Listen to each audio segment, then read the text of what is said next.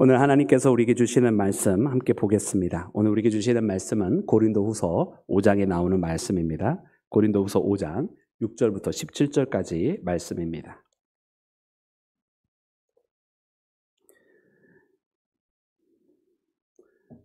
우리 찾으셨으면 자리에서 일어나서 하나님의 말씀을 받들겠습니다.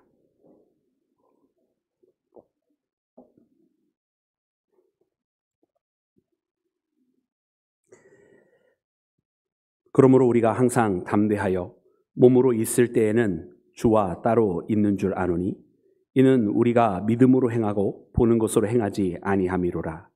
우리가 담대하여 원하는 바는 차라리 몸을 떠나 주와 함께 있는 그것이라.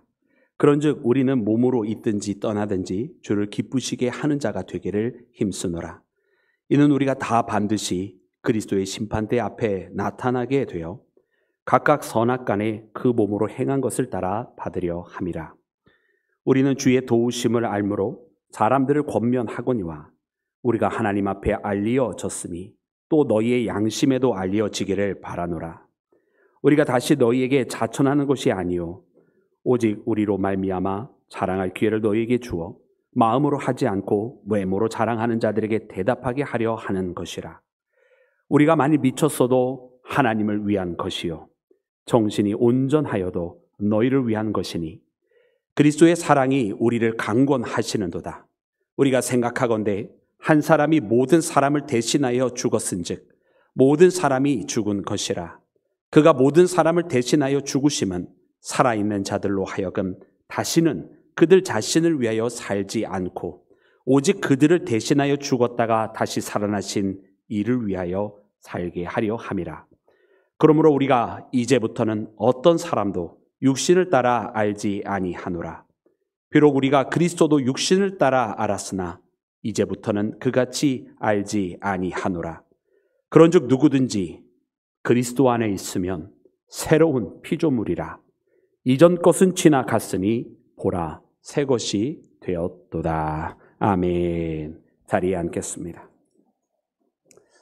할렐루야. 우리 모두를 새롭게 하신 주님을 찬양합니다. 이전 것은 지나갔으니 보라 새 것이 되었도다. 오늘 우리 모두에게 주시는 하나님의 말씀이고 또 우리로 하여금 새로운 피조물이 되게 하신 여러분 그리스도의 능력이 우리와 함께하고 있음을 선포해 주시는 말씀입니다. 그러므로 오늘 이 말씀을 통해서 새로운 피조물로서 하나님 앞에 영광을 돌리고 새로운 피조물이 되어서 이전 것들, 우리의 옛 것들, 옛 모습들 또 우리의 죄된 모습들, 어둠의 모습들 모두 다 사라지고 하나님께서 우리에게 이끌어 주시는 생명 가득하고 영광으로 채워지는 믿음의 길을 함께 걸어가기를 주님의 이름으로 축원합니다. 사랑하는 여러분, 뉴 노멀이라고 하는 용어가 있습니다. 여러분 요즘 많이 회자되고 있는 단어 중에 하나죠. 원래는 이 뉴 노멀이라고 하는 말은 2008년경에 그때 금융사태가 있었을 때에 사실은 처음 나왔던 말입니다. 그때 당시에 이제 뭔가 이 사태를 경험하면서 이전에는 당연하지 않게 여겼던 것들이 당연하게 되어지기를 시작하고 거꾸로 당연했던 것들은 당연하지 않게 되는 그래서 뭔가 새로운 질서들이 생겨지고 새로운 일들이 규정처럼 새롭게 규범처럼 만들어지기 시작하는 것을 들어서 뉴 노멀이라고 그렇게 불렀어요. 근데 이제 2008년 때는 그게 크게 회자가 되지 않다가 우리가 이제는 좀 지난 과거의 일처럼 이야기할 수 있겠네요. 우리가 코로나의 시대를 겪으면서 정말로 당연하지 않던 것들이 당연하게 되고 당연하게 여겼던 것들을 하지 못하게 됐던 시기를 경험하면서 다시 한번 뉴 노멀의 시대가 되었다 이런 이야기들을 많이 하기를 시작을 했습니다. 근데 말 그대로 뉴 노멀, 노멀이라고 하는 말은 사실은 우리가 무엇이 보통이고 뭐가 정상적이냐 뭐 이렇게 우리가 이제 따져 물을 수도 있겠습니다만은 그 표현 자체가 그래요. 이제 새롭게 노멀이라고 이게 정상이라고 말하는 그런 일들이 뉴 노멀, 새로운 노멀이 생겼다 이런 이야기죠. 그래서 새로운 질서의 시대를 이야기합니다. 많은 사람들은 이야기할 때 이제 겉으로 나타나는 현상들을 이야기를 합니다. 그래서 뉴 노멀이라고 하면 이제 사람들이 AI에 기반한 시대를 살아가기를 시작을 한다. 뭐 빅데이터에 의존해서 어떻게 보면 이제는 핸드폰도 뭐 심지어 우리가 운전하는 차도 그냥 단순한 기계가 아니라 AI가 탑재가 되어 있어서 그 AI의 도움을 받아가면서 거기에서 이제 인간이 어떻게 보면은 이제 부수적인 여러 가지 잡다한 일들이 이제 AI가 처리해주고, 그래서 이 처리하는 능력이 원래는 사람에게 있었는데 그것이 아니라 그거를 이제 기계에다가 맡기고 그거에 대한 결과를 가지고 살아가는 그런 시대를 이제 이야기하면서, 또 겉으로 현상적으로는 우리 사람들이 많은 그룹으로 모여 살던 일들이 다 없어지고 뭐 비대면이 된다든지 혹은 1인 사회가 된다든지 이렇게 바뀌어지기를 시작을 했다라는 이야기를 하기를 시작하면서, 이것이 오늘날 우리 가운데 있는 뉴노멀의 시대가 아니냐 이런 이야기를 합니다. 바야흐로 여러분, 시대는 그렇게 변화가고 있는 것만큼은 사실입니다. 그리고 또 이전에 볼 수 없었던 많은 일들이 우리 가운데 일어나고 있는 것도 사실입니다. 여러분, 이런 가운데 우리는 어떻게 살아갈 것이냐, 우리 신앙인들은 어떻게 살아가는 것이 바른 것이냐, 여러분 아직은 그 정답을 우리가 찾지는 못하고 있는 것 같아요. 다만 우리가 한 가지 알 수 있는 것은 무엇이냐면, 세상은 항상 그렇게 변해갔어도 변해가지 않는 것이 항상 존재하고 있는 것만큼 우리가 늘 항상 발견합니다. 이번에 명절을 이렇게 지내면서 자녀들하고 함께 보내는 시간이 어느 때보다 좀 많이 있었던 것 같아요. 그러다가 보니까 우리 자녀들이 무슨 이렇게 같이 차를 타고 어딘가를 가는데 노래를 부르는 거예요. 뒷좌석에서 이 둘째 녀석하고 셋째 녀석하고 이렇게 노래를 부르기를 시작을 하는데, 무슨 노래를 불렀냐면 여러분 혹시 겨울왕국이라고 아십니까? 네, 네, 아시는군요. 손자 손녀들을 키우시다 보니까 다 아실 수밖에 없는 것 같기도 합니다. 그 겨울왕국에 이제 울라프라고 하는 눈사람 같이 생긴 캐릭터가 있는데, 그 울라프가 부르는 노래 중에 Something Never Change라고 하는 노래가 있어요. 그 뭔가는 절대로 변하지 않는다 이런 얘기죠. 이제 그 배경이 이제 모든 게 다 바뀌는 것 같아, 모든 게 다 달라지는 것 같아 이런 얘기를 하다가 그런데 Something Never Change, 뭔가는 절대 않고 바뀌지 않는 것도 있는 것 같다라는 그런 이제 내용이 되면서 이제 노래가 나와요. 그래서 그것을 보면서 정말 그렇구나 이런 생각이 들었어요. 이 시대가 다 뉴노멀의 시대로 바뀌어가고 뭔가 새롭게 되어지고 뭔가 새로운 질서가 생겨지는 것 같음에도 불구하고 바뀌어지지 않은 것이 있겠구나. 그래요. 말 그대로 이 시대는 1인 사회가 되고 1인 가족들이 늘어났어요. 그래서 저 마켓에 가보면 정말 한 1인 가정을 위해서 되어지는 상품들, 물건들, 음식들이 많이 늘어나는 것을 보면 1인 가족 사회가 되어진 것이 맞는 것 같아요. 근데 그러면 그럴수록 도리어 가족의 소중함이 더 동시에 나타나는 것 같아요. 1인 가족들이 늘어나는데 함께하고 있는 가족들의 소중함이 얼마나, 함께 했었던 형제들, 함께하고 있는 부모님, 함께하고 있는 자녀들이 얼마나 소중한지가 더 느껴지는 시대가 되었고요. 정말 말 그대로 비대면 사회가 되었어요. 그래서 많은 일들, 뭐 재테크로 업무를 보기도 하고 집에서 직접 하기도 하고 막 만나지 않아도 되는 일들이 참으로 많이 생기게 된 것 같아요. 근데 그러면 그럴수록 오히려 소통의 필요성을 더 많이 느껴지게 되는 것 같아요. 우리가 더 소통이 잘 됐으면 좋겠는데 왠지 소통이 잘 안 되는 것으로 인해 생겨지는 여러 가지 갈등들을 많이 발견하면서 그래도 많은 세상에 있는 것들이, 외면적인 것들이 바뀌어져 가고는 있지만 여전히 우리 사람들이 필요로 하는 가족의 소중함, 또 서로 소통하면서 살아가야 되는 그런 사회에는 오히려 더 드러나게 된 것을 보면서 이런 건 바뀌지 않는구나 이런 것을 발견합니다. 그러면서 가장 중요한 것 또한 역시 바뀌지 아니하는 것을 깨닫게 되는데, 그것은 무엇이냐면 바로 우리를 사랑하신 하나님의 사랑이 바뀌지 아니하였고, 우리 모두가 이 땅에 살아가면서 서로에게 사랑받아야 되는 존재인 것처럼 우리가 그 누구보다도 하나님의 사랑을 받아야만 살아갈 수 있는 존재임을 더욱더 깊이 깨닫는 시대가 되었구나라고 하는 것을 발견하게 되었습니다. 사랑하는 여러분, 그러므로 오늘 우리가 이 시대를 살아갈 때 뉴노멀의 시대가 되어가고 있는 것 같아요. 그럼에도 불구하고 여전히 바뀌지 아니하는 하나님의 사랑, 변치 않으신 그 하나님의 사랑, 그 하나님의 사랑을 필요로 하고 있는 우리 자신을 깨달으며 하나님 앞에 나아가는 우리 모두가 되기를 주님의 이름으로 축원합니다.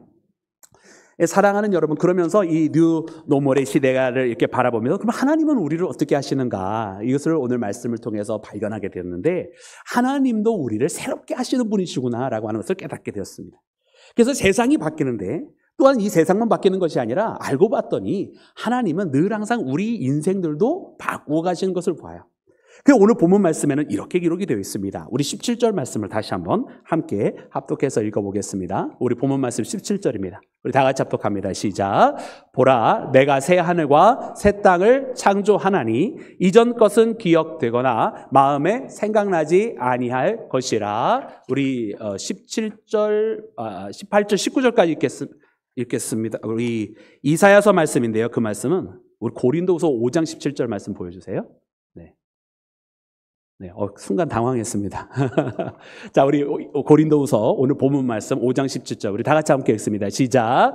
그런즉 누구든지 그리스도 안에 있으면 새로운 피조물이라. 이전 것은 지나갔으니 보라 새 것이 되었도다. 아멘. 할렐루야. 여러분, 우리는 그리스도 안에 있으면 어떤 존재라고요? 새로운 피조물. 네, 우리는 새로운 피조물이라고 말씀해 주고 계세요. 이전 것은 지나갔으니 보라 새 것이 되었다. 여러분, 하나님은 우리를 날마다 그리스도 안에서 새롭게 만드시고 또 새로운 존재로 우리를 이끌어 가시는 줄로 믿습니다. 여러분, 그런데 이 새롭게 되었다라고 하는 표현은 하나님께서요, 우리 사람들을 새롭게 만드시는데, 여러분, 뭔가 이 땅에 있는 다른 피조물들과는 조금 다르게 표현하신 것을 말씀에서 발견을 해요. 분명 우리는 새로운 피조물이고 또 새롭게 되어져야만 합니다. 왜냐하면 그 이전 모습이 있어서 이 이전 모습을 그대로 가지고서는 하나님 앞에 나아갈 수 없거든요. 우리가 말씀 에베소서 4장 22절에 보면 그 이전 모습에 대해서 이야기를 해주고 계시는데, 이 이전 모습이라고 하는 것은 우리의 옛사람, 우리가 죄와 사망에 얽어매여져 있는 욕망을 따라 살아가는 구습에 따르는 우리 옛사람에 대해서 이야기를 하시고, 그 모습 그대로는 세상에 있는 죄된 모습을, 또 세상에 얽매여져 있는 모습을, 세상 풍조를 따라가는 모습을 가지고서는 하나님 앞에 결단코 갈 수 없는 모습이기 때문에 하나님께서 우리를 새롭게 하신다라고 말씀을 해주고 계시는 거예요. 그리고 오늘 말씀은 바로 그리스도 안에서 우리가 그렇게 새롭게 피조물이 된다고 이야기해 주십니다. 여러분, 우리가 이렇게 새로운 피조물이 되기를 주의 이름으로 축원합니다. 근데 아까도 이야기한 것처럼 이 모습은 세상에 있는 다른 여러 피조물들과는 조금은 다르다라고 하는 것을 말씀을 이렇게 가르쳐 주세요. 그래서 이사야서 65장에 봤더니 이 새롭게 된다고 하는 의미가 뭐냐, 이 새롭게 된다고 하는 그 의미를 우리가 조금 더 명확하게 봐야 되는데, 이사야서 65장 17절부터 19절에는 이렇게 기록이 되어 있어요. 우리 함께 말씀 읽겠습니다. 우리 다 같이 함께 읽습니다. 시작. 보라, 내가 새 하늘과 새 땅을 창조하나니 이전 것은 기억되거나 마음에 생각나지 아니할 것이라. 너희는 내가 창조하는 것으로 말미암아 영원히 기뻐하며 즐거워할지니라. 보라, 내가 예루살렘을 즐거운 성으로 창조하며 그 백성을 기쁨으로 삼고 내가 예루살렘을 즐거워하며 나의 백성을 기뻐하리니 우는 소리와 부르짖는 소리가 그 가운데 다시는 들리지 아니할 것이며. 아멘. 여러분, 이 이사야서 65장에 보면 여기 하나님께서요, 새 하늘을 새롭게 창조하신대요. 그리고 새 땅, 하나님께서 그 땅을 새롭게 창조하시겠다는 거예요. 그래서 그 이전 것이 생각나지 아니할 정도로 하나님께서 새롭게 창조하신다 말씀하십니다. 그리고 예루살렘도 하나님께서 기뻐하시는 성으로 새롭게 창조하신다고 말씀하세요.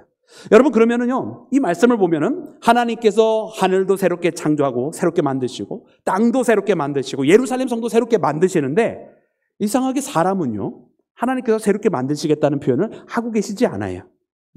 아니, 하늘도 새롭게 만들고 땅도 새롭게 만들면 거기 거하는 사람도 새롭게 만들어야 될 거 아니에요. 근데 말씀의 내용은 하늘도 새롭게 만들고 땅도 새롭게 만들었는데 그것으로 말미암아 너희가 예전에 있었던 슬픔을 기억하지 아니할 것이고 그것으로 말미암아 너희가 기뻐할 것이라고 말씀하시니까, 그 가운데 거하는 그 이스라엘 하나님의 백성, 하나님의 자녀들은 여러분 없애버리고 새로 만드시는 것이 아니라 그대로 이전에 있었던 그 사람들이 존치되고 있는 모습을 봅니다. 그래서 우리가 21장, 이 요한계시록 21장 말씀해 보면 거기에서도 요한이 하나님께서 준 계시를 이렇게 바라보게 되는데, 그때 21장 1절 말씀에 기록되어 있기를 또 내가 보니 새 하늘과 새 땅이 있다고 그렇게 기억을 하잖아요. 기억을 환상을 통해서 바라보잖아요. 근데 그때 기록되어 있는 말씀도 보면 새 하늘과 새 땅이 있는데 처음 하늘과 처음 땅들은 다 지나가고 사라지고 없다고 기록되어 있어요. 그러니까 이 땅에 있는 모든 것들은 하나님께서 새롭게 만드실 때에 처음 것들이 다 없어져 버립니다. 그런데 우리 사람은 처음 것들이 없어졌다고 표현을 안 해주고 계시더라고요. 오늘 말씀 같은 경우도 이전 것이 지나가고 보라 새 것이 되었다고 되어 있지 처음 것이 없어졌다고 기록이 되어 있지 않아요. 여기서 무엇인가 차이가 있구나. 하나님께서 뭔가 우리를 새롭게 하실 때는 이 세상에 있는 모든 피조물들과는 조금은 다르구나. 이 세상에 있는 모든 피조물들은 하나님께서 없애버리고 다시 새롭게 만드시지만 우리 사람들은 없애버리는 게 아니시더라고요. 그러면서 기록되어 있는 말씀들을 조금 더 보기를 시작을 하는데 에베소서 4장 24절에는 이렇게 기록이 되어 있습니다. 우리 그 말씀은 함께 합독해서 읽겠습니다. 시작. 하나님을 따라 의와 진리의 거룩함으로 지으심을 받은 할렐루야. 여러분 새 사람이 어떻게 된다고요? 입으라. 새 사람을 어떻게 하라고요? 입으라. 여러분 이 새 사람을 입으라고 하는 것은 없애버리고 새롭게 만드는 것인가요? 아니면 기존의 것을 그대로 유지하는데 하나님께서 뭔가 새롭게 하시는 건가요? 할렐루야. 후자잖아요. 그죠? 오늘 본문 말씀도 그래서 다시 한번 돌이켜봅니다. 이 고린도후서 5장 17절 말씀에도 기록되어 있기를 이전 것은 지나갔으니 보라 새 것이 되었도다 말씀하시는데 이 새 것이 되었다라고 하는 이야기는 없애버리고 처음으로 새롭게 뭔가를 다시 만드시는 피조물이 아니라 이전에 뭔가가 있었어. 그것은 처음 모습은 아니야. 처음 것은 아니지만 그 이전에 무엇인가가 발생했는데 하나님께서 이 이전에 있었던 모습을 그대로 유지하실 수가 없어서 하나님께서 그것을 다 없애버리고 다 다시 만드신 것이 아니라 그 이전 모습을 사라지게 하신 채 새롭게 되었다라고 무엇인가가 원래의 모습을 회복하게 되었다고 하시는 말씀이더라고요. 할렐루야. 그래서 하나님께서 이 땅에 있는 모든 것들은 다 없애버리고 다 다시 만드시는 새 창조지만 우리 인간에 대해서만큼은 하나님께서 말씀하시는 것이 새 사람을 입으라 말씀하시고 또 새롭게 되었다라고 말씀하시는 것처럼 우리 인간에 대해서만큼은 새 창조가 아니라 원창조에 대한 회복을 말씀하시고 있는 것을 발견합니다. 할렐루야. 하나님께서 원래 우리를 하나님의 형상으로 저 에덴 동산에서 만들어 놓으신 것처럼 그때의 아담과 하와를 하나님께서 하나님의 원래의 목적대로 하나님께서 첫 창조를 하셨던 그 원래의 창조대로의 회복을 하나님께서 말씀하고 계시더라는 거예요. 할렐루야. 그리고 그것을 예수 그리스도를 통해서 이루셨다고 오늘 말씀 우리에게 가르쳐 주시는 것인 줄로 믿습니다. 그러므로 사랑하는 여러분, 오늘 이 시대를 살아가는 우리 모두가 하나님께서 원래의 목적대로의 돌아감, 원래의 목적대로 회개라고 하는 의미에서 어쩌면 우리는 뉴 노멀이라고 하는 말이 우리 신앙인들에게는 어울리지는 않는 것 같아요. 우리가 살아갈 때 여러 가지 어떤 신앙의 양태들, 어떤 여러 가지 방법적인 부분들은 우리가 뉴 노멀의 시대를 살아간다고 이야기할 수 있을지 모르지만 우리의 근원적으로 우리 신앙의 삶 속에서 그리스도의 만남, 그리스도를 통해서 구원받은 자의 모습, 하나님의 그 사랑을 받음에 있어서는 이것이 변하지 않는 것이기 때문에 오늘 하나님께서 우리에게 원하시는 것은 무엇이냐면 원창조대로의 회귀, 원래의 회복, 원래 하나님의 목적으로서의 하나님의 선하시고 하나님이 임의하신 그 목적으로서의 회복이 필요한 것을 말씀이 우리에게 가르쳐 주고 계시는 줄로 믿습니다. 그러므로 사랑하는 여러분, 오늘 이 시대를 살아갈 때 우리 신앙인들은 어떻게 살아가야 되느냐? 세상의 그 모든 변화, 또 우리의 삶의 변화, 여러 가지 양태의 변화는 우리가 여전히 그 가운데서 그 변화 속에서 함께 걸어가지만 근본적인 우리 삶, 하나님 앞에 나아가는 삶, 그 사랑의 모습, 구원자 되신 예수 그리스도의 고백만큼은 흔들리지 않고 나아가는 우리 모두가 되기를 주님의 이름으로 축원합니다. 사랑하는 여러분, 그래서 오늘 이 말씀을 보면서 하나님께서 우리를 이렇게 다시금 하나님의 사람으로 회복시키고 하나님께서 원래 목표로 하셨던 하나님의 원래의 목적을 회복하는 우리 모두가 되어야 될 텐데 오늘 말씀해 보니 보라 새 것이 되었다 말씀하시기까지 이르는 모든 말씀의 내용들이 바로 그 원래의 우리 인간됨, 원래 하나님의 자녀됨의 회복을 가르쳐 주시는 말씀임을 발견하게 되었어요. 그래 오늘 말씀에는 그럼 우리 원래 돌아가야 될 우리 원래 사람들, 원래 우리 사람의 하나님의 자녀됨의 모습이 무엇인가? 첫 번째는 말씀이 우리에게 알려주시는데 우리에게는 소망이 있다라고 하는 것을 알려주십니다. 그 원래의 소망 무엇입니까? 오늘 말씀 6절과 8절에는 이렇게 기록을 하고 있습니다. 우리 6절과 8절 말씀 함께 읽도록 하겠습니다. 시작. 그러므로 우리가 항상 담대하여 몸으로 있을 때에는 주와 따로 있는 줄을 아노니. 아멘. 8절. 우리가 담대하여 원하는 바는 차라리 몸을 떠나 주와 함께 있는 그것이라. 아멘. 할렐루야. 여러분 원래 우리가 가져야 되는 소망이 뭐냐면 주님과 함께 있는 거라는 거예요. 몸으로 있을 때는 우리에게 한계가 있고 또 육신의 욕망이 있고 육신이 원하고 사랑하는 게 있어서 그리스도와 함께 할 수 없는 여러 가지 일들이 자꾸 생겨지게 된다는 거예요. 그런데 믿음의 사람들은 고백하는 것은 무엇이냐면 차라리 그 육신의 욕망을 얻지 못한다 할지라도 차라리 내가 이 육신에 있는 모든 것들 육신이 사랑하는 것은 모든 것이 없어진다 할지라도 아니 차라리 이 생애가 맞춰진다 할지라도 주님과 함께 있는 것을 더욱더 원하노라고 하는 여러분 그 근원적인 하나님과 함께하면 소망이 회복되는 것을 우리에게 가르쳐주고 계십니다. 여러분 우리가 왜 아담과 하와의 이 원죄에 대해서 창세기에 대한 말씀을 보면서 안타까워합니까? 이 아담과 하와의 죄라고 하는 것은 우리가 잘 아는 것처럼 교만의 죄요, 또 불순종의 죄입니다. 하나님께서 따먹지 말라고 하는 그 선악과를 따먹었기 때문에 여러분 그 에덴에서 추방이 되는데 도대체 그 과일 좀 따먹으면 어때요? 라고 생각을 할 수가 있어요. 근데 그게 단순하게 과일이 아니에요. 왜냐하면 하나님께서 따먹지 말라고 하셨을 때, 이것을 먹으면 정령 죽으리라고 말씀하셨을 때, 여러분 하나님 그만한 이유가 있을 거 아니에요?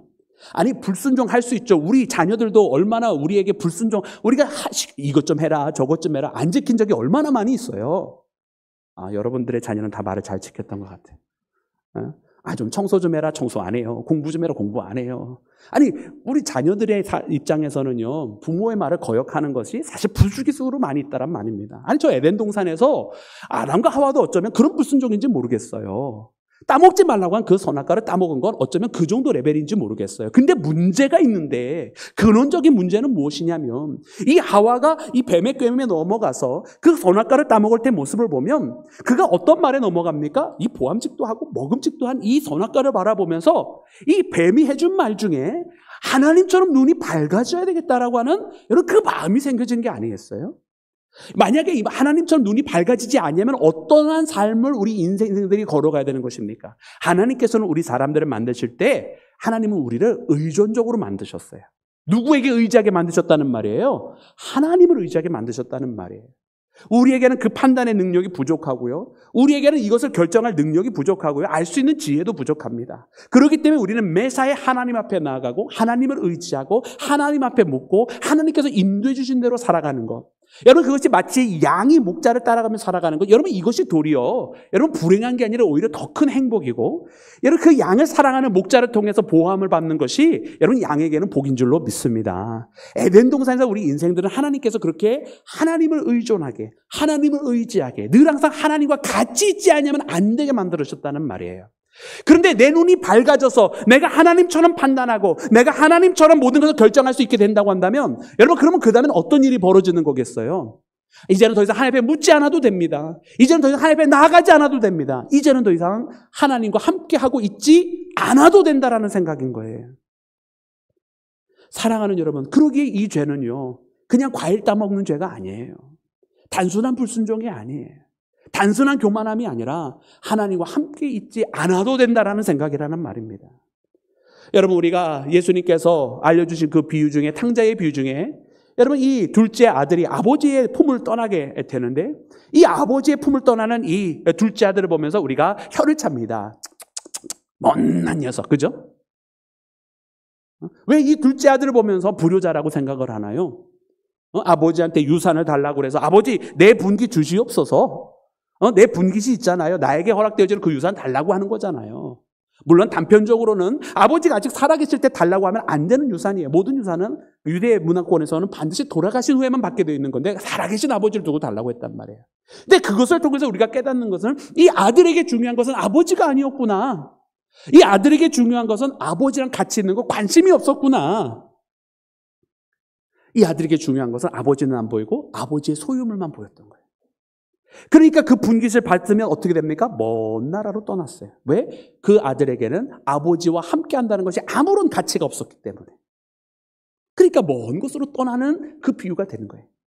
그렇지만 이 아들이 그 모든 것을 탕진하고 거기에서 후회하고 아버지의 집에는 이라고 하면서 아버지의 품으로 돌아오게 되는데, 멀리서부터 알아보는 아버지는 이 아들이나 자신의 소유가 아닌 이 아들과 함께 하고 있는 것이 가장 중요했던 것을 우리가 발견하게 됩니다. 사랑하는 여러분, 그러므로 우리가 이 말씀을 통해서 무엇을 깨닫습니까? 우리 사람이라고 하는 것은 원래 하나님께서 창조해 주신 그 모습은 하나님과 함께 하기를 기뻐하고 늘 항상 하나님과 함께 있어야만 하는 존재인 것을 알려주시는 거예요. 반대로 죄라고 하는 것은 우리로 하여금 끊임없이 하나님 없어도 되라고 이야기하는 세상, 끊임없이 하나님 없이 나 혼자 뭔가를 결정하고 내 생각과 내 판단을 가지고 나아가는 그 인생을, 여러분 하나님은 우리가 죄 가운데 살아가는 모습으로 기억하고 계시다라는 것을 깨닫게 됩니다. 그래서 오늘 말씀 가운데 보니까 뭐라고 얘기해 주시냐면 차라리 우리 육신이 가지고 있는 육신의 욕망을 가지고 살아가는 것보다는 그 모든 것이 없어도 차라리 주와 함께하는 것을 선택하는 것. 그것이 바로 우리 인생들이 가져야 하는, 아니 인생들이 원래 가지고 있었던 소망이었던 것을 우리에게 알려주시는 것입니다. 사랑하는 여러분, 그러므로 오늘 이 말씀을 통해서 우리에게 어떤 소망이 있어야 되는지를 발견하는 믿음의 자녀가 되기를 주의 이름으로 축원합니다. 내 마음속에 나의 원함이 무엇인가, 내가 지금 무엇을 원하며 살아가고 있는가, 내가 무엇을 바라고 무엇이 생겨지기를 원하는가 살아갈 때에 차라리 주와 함께 있기를 원합니다. 그 모든 거 없어도 나는 주님과 원래 함께 있는 것을 기뻐하는 사람이며 세상의 모든 것이 아니어도 주님과 함께 있는 것, 나를 사랑하시기 때문에 내가 주님과 함께하는 것을 더욱더 기뻐하는 자입니다라고 고백하는 믿음의 자녀가 되기를 주의 이름으로 축원합니다. 사랑하는 여러분, 두 번째로 오늘 말씀 가운데 그럼 원래 돌아가야 될 모습 중에 또 어떤 모습이 있는가 보았더니 여러분은 믿음이라고 하는 새로운 삶의 방식을 이야기해 주세요. 우리 본문 말씀 함께 읽을 때 7절과 9절 말씀을 함께 읽도록 하겠습니다. 7절과 9절입니다. 시작.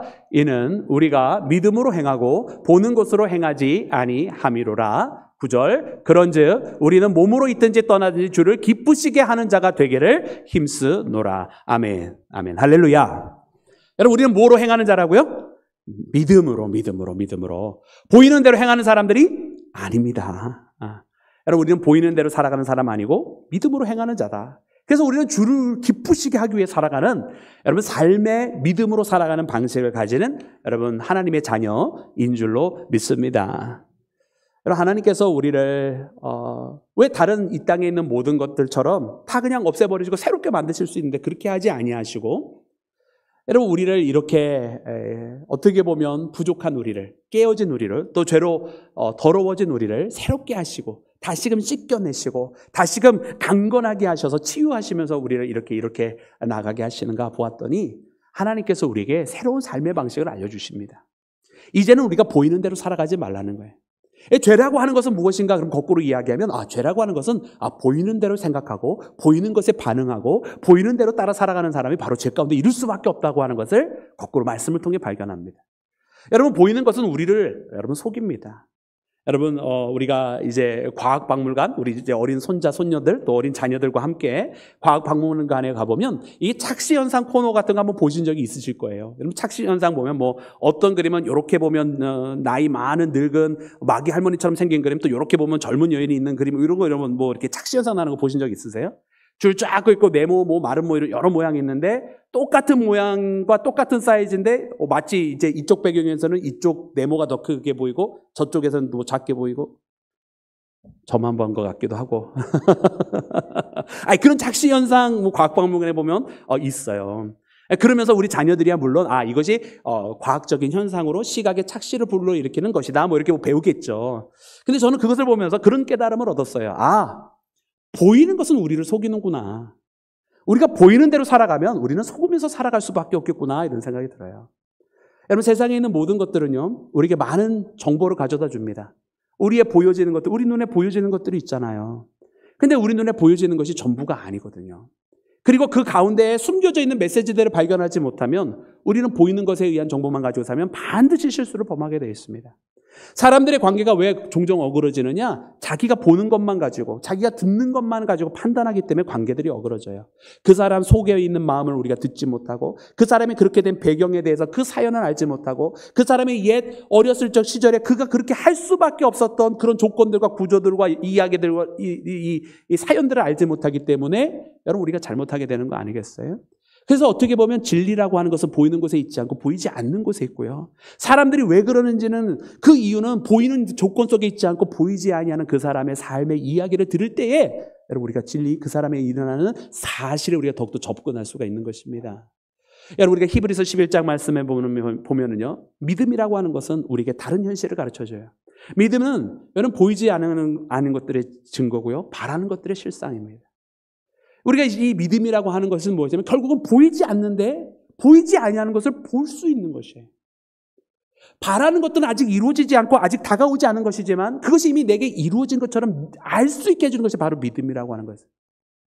그러면 우리 믿음의 사람들, 여러분, 예수님을 믿고 살아가는 사람들, 하나님께서 우리에게 주신 이 믿음이라고 하는 은혜는요, 우리로 하여금 보이는 것으로 살아가고자 하는 세상 속에서 또 보이는 것으로 판단할 수밖에 없는 세상 사람들과는 다르게 그 보이지 아니하는 진짜 세계를 우리에게 알게 하시고, 보이는 세계는 우리 가운데 철벽처럼 막혀있는 것인지 모르지만 하나님은 믿음을 통해서 그 너머에 있는 하나님께서 열어놓으신 대로를 발견하게 하시는 것이 바로 믿음인 줄로 믿습니다.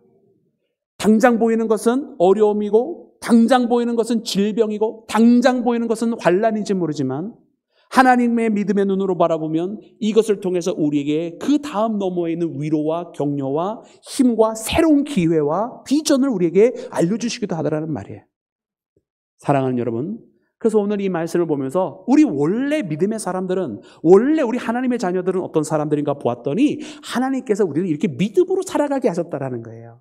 하나님께서 우리에게 보이는 대로 저 산악과를 바라보면서 보암직도 하고 먹음직도 해서 그래서 그냥 따먹는 게 아니라 정말 보이지 아니하는 것을 더 사랑하며 보이지 아니하는 것을 더 바라면서 살아갈 수 있도록 만들어 놓은 존재.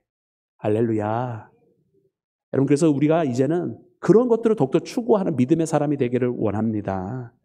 여러분, 우리가 이 땅에 살아가면서 많은 문제들이요, 보이는 것만을 가지고 판단할 때 생겨집니다. 남편과 아내가 싸우는 것, 여러분, 보여지는 일들 때문에 싸우는 거고요. 자기가 피부로 느끼는 것만을 가지고 싸워요. 근데 조금 더 보이지 아니하는 것을 서로 이야기해주면 조금 더 달라지겠지만 참으로 애석하게도 우리에게는 언어에 부족함이 있고 사람들은 그런 것을 잘 표현할 줄 모르더라고요.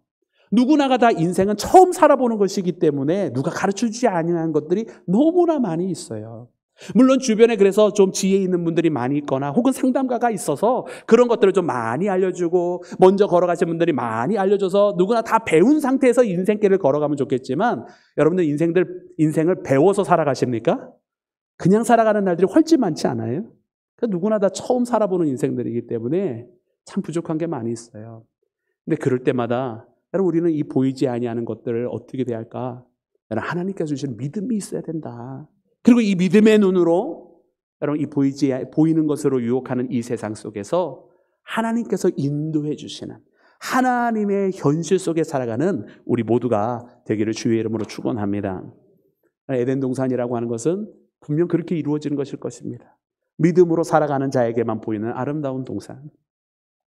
여러분, 오늘 이 시대가 저 에덴 동산이 어디 멀리 있는 게 아니라 내 사랑하는 가정이 에덴 동산이 돼야 되고, 내가 섬기고 이렇게 예배하는 교회가 에덴 동산이 돼야 되고, 내가 있는 곳은 어디 나가다 에덴 동산이 돼야 되는데, 여러분, 그것은 주님께서 함께 하시고 주님께서 주시는 그 믿음으로 살아가는 자에게만 이루어지는 줄로 믿습니다. 사랑하는 우리 모든 믿음의 자녀들이 그렇게 믿음으로 새로운 삶의 방식으로 살아가는 우리 모두가 되어서, 여러분, 보이는 대로 살아가는 것은 짐승들입니다. 여러분, 우리가 이 땅에 있는 아등동물처럼 살아가지 말고, 여러분, 우리가 하나님께서 우리를 창조해 주신 하나님의 형상, 영적인 존재로 그렇게 믿음으로 살아가기를 주님의 이름으로 축원합니다. 여러분, 그리고 마지막으로 하나님께서 우리에게 원래 하나님께서 만드신 하나님의 자녀의 모습은 어떤 모습인가? 여러분, 14절과 15절의 말씀에 보니까 거기에는 우리가 사랑이라고 하는 이유로 살아가는 사람들임을 가르쳐 주십니다. 우리에게 주시는, 여러분, 사랑이라고 하는 동기, 우리 말씀을 먼저 함께 읽겠습니다. 14절과 15절입니다. 우리 다 같이 합독합니다. 시작. 그리스도의 사랑이 우리를 강권하시는도다. 대신하여 죽었은즉 모든 사람이 죽은 것이라. 그가 모든 사람을 대신하여 죽으심은 다시는 그들 자신을 위하여 살지 않고 오직 그들을 대신하여 죽었다가 다시 살아나신 이를 위하여 살게 하려 함이라. 아멘. 할렐루야. 그리스도의 사랑이 우리를 강권하시는도다. 여러분, 예수님의 사랑이요, 바울을 가만히 내버려 두지 아니하셨어요. 그리고 그리스도의 사랑을 경험하고 그 사랑이 느껴지니까 바울은 가만히 있을 수가 없는 거예요. 여러분, 바울은 다메섹 도상에서 예수님을 만났습니다. 주여 니시오니까. 여러분, 바울은 예수님께서 나타나셨을 때도 처음에 그분이 누군지 인정하고 싶지도 않았고 알아보지도 못했어요. 나는 내가 핍박하는 예수라. 여러분, 분명 어떤 이런 놀라운 능력을 가지신 신적 존재가 있고 그를 핍박하였다라고 한다면 자기는 죽어도 마땅했던 존재라고 생각을 했을 거예요. 그리고 어쩌면 그게 당연했는지도 몰라요. 이미 바울이 핍박해서 죽은, 여러분, 스데반 집사 같은 사람들이 있었잖아요. 그런데 하나님께서는 여러분, 이 바울을 이방을 향한 빛으로 예수님께서는 그를 세워주시고 그를 도리어 하나님의 귀한 그릇으로 도구로 사용하십니다. 여러분 바울은요 자기가 세상적으로 많은 것을 가지고 있었다고 이야기를 하잖아요. 그죠? 가말리엘의 제자였고 여러분 열심당원이었고 베냐민 집하고 여러분 누구 하나 부러워할 것이 없는 그런 탁월한 인재였어요. 그는 로마 시민이었습니다. 유대인이면서 여러분 로마 시민권을 가지고 있는 사람 많지 않았겠어요? 근데 이 모든 것들을 다 배설물로 여기는 거예요. 그리고서는 그에게 새로운 삶의 이유가 되신 예수님을 따라 살아갑니다. 이유는 무엇입니까? 그리스도의 사랑에 그를 강권하셨어요. 여러분 주님의 사랑을 그가 경험하게 됐어요. 나 같은 죄인을 살리신 예수. 지독한 죄 가운데 살아가고 있는 자신을 도리어 하나님의 구원의 도구와 생명의 도구로 사용하시면서 그의 몸에는 지병이 있었지만 약한 때 강함이라고 고백할 수 있도록 내 은혜가 네게 족하도다 말씀하시면서 하나님께서 이 바울로 하여금 그 약한 가운데서도 할 수 있게 그 어떤 사도보다도 더 많은 곳을 다니면서 그리스도의 몸된 제단을 세워갈 수 있는 은혜를 허락하시고 이 복음을 전하다가 돌판매질을 당하여도 다시금 그에게 살아나게 하시고 독사에 물려도 이 독에 의해서 죽는 것이 아니라 그 섬 전체를 변화시킬 수 있는 이유를 만들어주시면서 하나님께서 놀랍도록 이 바울을 여러분 붙들어 주신 것을 여러분 발견합니다. 할렐루야. 그러니까 바울은요 자기와 이렇게 함께 하시는 예수님을 거부할 수도 없고요 자기를 통해서 이렇게 많은 사람들에게 생명을 전달하신 그 하나님을 전하지 아니할 수가 없어요. 자기를 구원하신 예수님이 저들을 또 구원해야 되겠기에 여러분 그들에게 나아가지 아니할 수가 없었던 바울의 모습을 기억합니다. 그리스도의 사랑이 우리를 강권하신다. 그 한 분이 우리 모두를 위해서 대신하여 죽으셨는데 이렇게 하신 이유가 무엇인가? 이는 이제 이 살아있는 사람들로 우리 모두로 하여금 바로 그분을 위하여 우리를 위해 모든 것을 내어주시고 우리를 위해 희생하시고 죽음에까지 이르셨다가 부활하신 그분을 위해 살아가게 하려 하심이라. 할렐루야. 바울은 살아갈 수 있는 이유, 자기가 살아야만 하는 이유가 분명했음을 깨닫게 됩니다. 그리고 그 이유는 다름 아니라 사랑이라고 하는 이유였다고 하는 거예요. 여러분 오늘 우리에게는 그리스도의 사랑이 있는 줄로 믿습니다. 여러분 요즘 이렇게 많은 분들이 우울증에 빠져 계시더라고요. 우리 가운데는 안 계신 줄로 믿습니다. 이쪽은 아멘 했고 이쪽은 아멘 안 했는데 우울증이 있다가도 떠나가기를 주의 이름으로 축원합니다. 많은 분들이 굉장히 뭐 우울증이 아니더라도 정도의 차이만 있지 조금 우울한 세상 속에 살아가면서 우리 믿음의 사람들이 분명히 오늘 말씀을 꼭 기억했으면 좋겠어요. 그리스도의 사랑이 우리를 강권하시니까 여러분 뭐 몸이 피로하니까 예전 같지 않으니까 내 몸이 아니네 뭐죠. 어떤 분한테 그렇게 물었대잖아요. 왜 살아가십니까? 이렇게 힘든데 그랬더니 죽지 못해 살아요 그랬대잖아요. 여러분 우리 교회는 죽지 못해 살아가는 사람이 아니라 하나님 앞에 영광 돌리면서 그 사랑에 감사하며 살아가기를 주의 이름으로 축원합니다. 우리 예전에 함께 불렀던 찬양 중에 날마다 숨쉬는 순간마다 할렐루야. 날마다 숨쉬는 순간이 다 은혜요 감사합니다. 내가 한번 들이마시고 한번 내뱉는 그 숨 가운데서도 감사의 제목이 있다면 여러분 그것은 세상에 있는 어떤 것으로 주어지는 감사가 아니라 내 마음 깊은 곳에서 주시는 여러분 그리스도의 사랑 때문인 줄로 믿습니다. 그 그리스도의 사랑에 확신을 갖고 나를 구원하신 주님 앞에 나아가며 오늘 내가 살아갈 수 있는 분명한 이유가 있는 것을 고백하는 우리 모두가 되기를 주의 이름으로 축원합니다. 여러분 그것이 하나님께서 원래 우리 사람을 만들어 놓으신 이유예요. 원래 그 사랑을 받고 원래 그 사랑 때문에 하나님의 사랑 때문에 살아갈 수 있는 이유. 세상에 먹고 마시는 것이 전부가 아니 사람이 떡으로만 살 것이 아니라고 말씀하시면서 여러분 주님의 말씀을 우리에게 주시는 것도 주님의 말씀 가운데 담겨져 있는 그 사랑으로 살아가게 하시기 위함인 줄로 믿습니다. 그러므로 주님의 말씀으로 공급받으며 하나님의 사랑으로 인해 오늘 이 하루도 감사함으로 살아갈 수 있는 우리 모두가 되기를 주의 이름으로 축원합니다. 함께 기도하겠습니다. 할렐루야. 주님 감사합니다. 오늘 우리로 하여금 새로운 질서보다는 하나님의 원래의 질서로 우리 모두를 부르시는 주님 앞에 나옵니다. 그러나 우리가 그 원래 모습을 죄로 인하여 잃어버리고 세상을 향한 육신의 마음으로 말미암아 그 원래 모습을 잃어버렸을 때 그리스도께서 우리 가운데 오심으로 그리고 십자가를 짊어지심으로 이제 다시금 원래의 하나님의 형상을 회복해 하시는 말씀을 우리가 붙듭니다. 이전 것은 지나갔으니 보라 새 것이 되었도다 말씀하시는 주님, 이제 진정으로 그 새 사람으로 살아가기를 원하옵나니 오늘 우리에게 말씀하신 그 참된 소망을, 그리고 우리에게 말씀하신 진정한 믿음의 삶의 방식을, 그리고 또한 이제는 사랑이라고 하는 살아갈 수 있는 분명한 이유를 가지고 나아가는 믿음의 자녀가 되게 하여 주시옵소서. 모든 것을 주께 맡기며 우리 구주 예수님의 이름으로 기도드렸사옵나이다. 아멘.